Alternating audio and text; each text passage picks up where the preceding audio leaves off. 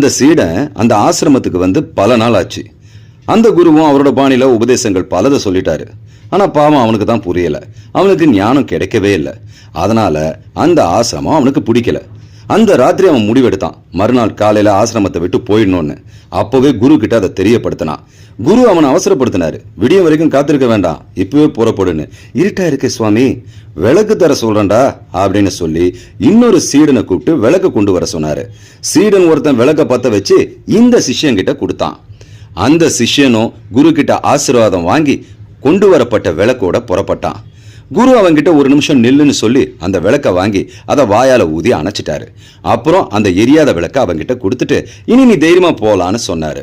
அந்த நிலையில அந்த சீடன் ஞானம் பெற்றான். இங்க அந்த சீடனுக்கு கிடைச்ச ஞானம் தான் என்ன? எப்படி அவனுக்கு தெளிவு கிடைச்சது? குருநாதரோட செயலுக்கு என்னதான் பொருள்? அது என்னன்னா, அந்த விளக்கு தான், அதாவது அந்த தீபம் தான் ஞானம் என்பது.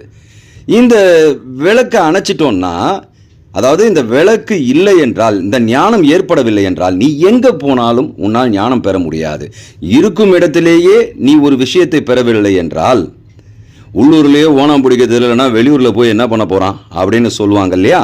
அந்த மாதிரி இங்கேயே ஞானம் பெற உன்னால் முடியவில்லை என்றால் நீ எங்கு போனாலும் ஞானம் கிடைக்காது என்பதுதான் அதோடைய பொருள்.